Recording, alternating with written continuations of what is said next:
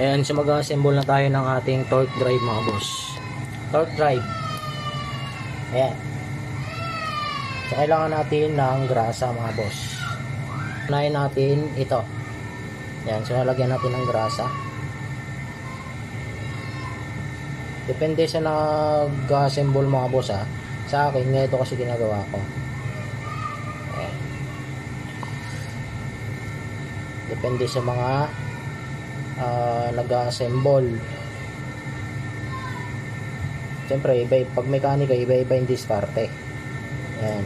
Pare-pares lang naman yung trabaho, pero iba-iba yung paano gawin, paano diskarte mga boss, no? Ayan.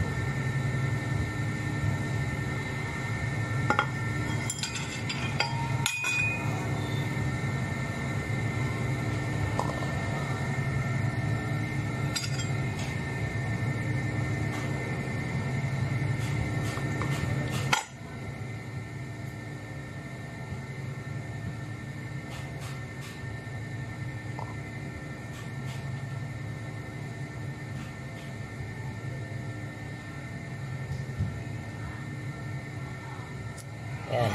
So, may grasa na.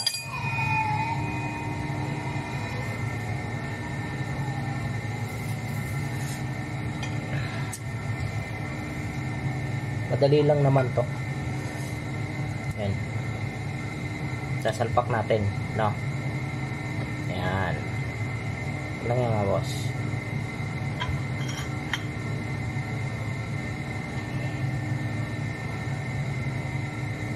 Lagayan natin yung excess.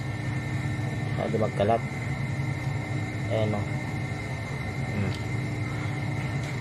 Dito natin ilalagay.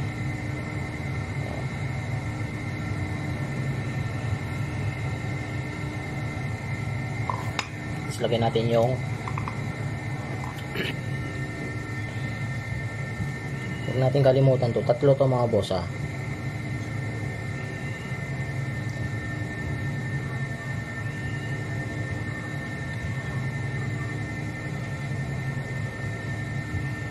X.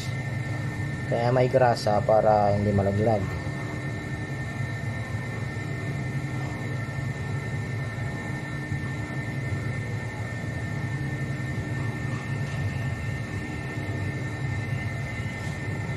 Kaya nyo to. Basic lang to.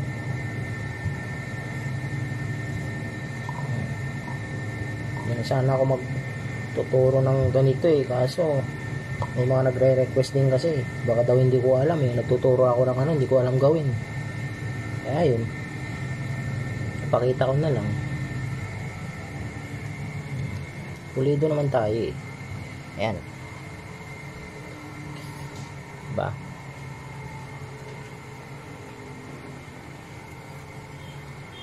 pupunin natin ang grasa.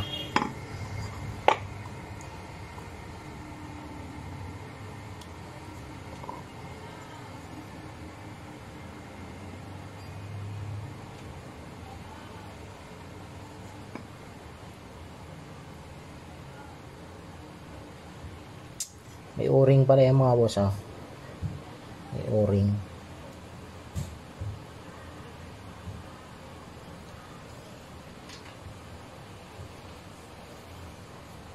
Ayan. Ito siya.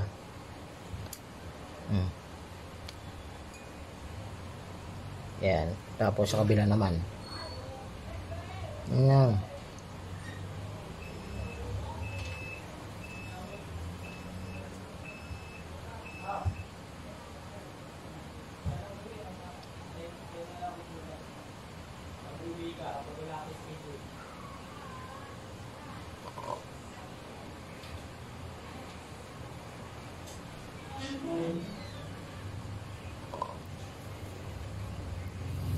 Iangat ko lang. Ayan. So ayun na mga boss, no? Next natin yung cover. Ito yun, may ano yan mga boss, may o-ring. Ayan, dito paalalim na ganun. Kailangan hindi yan lilihis yung o-ring mga boss ha. Ito yung grasa.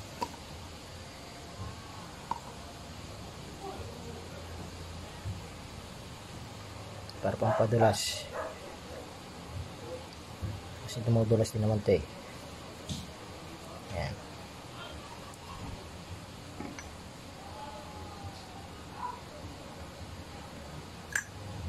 Kailangan hindi lalabas yung o-ring.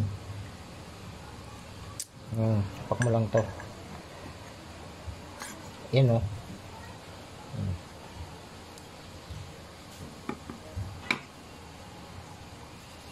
Ganyan lang mga boss.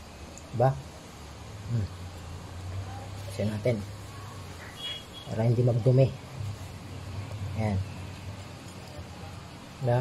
Yan mo.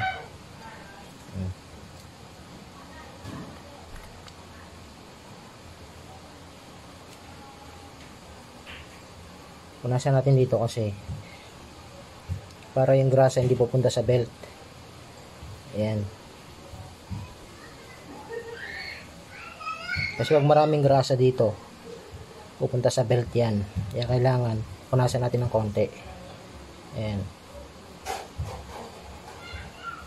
Ma-excess lang.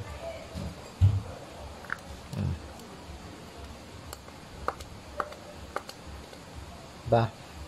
Kasi ganyan yung ano, ibuka eh. Oh.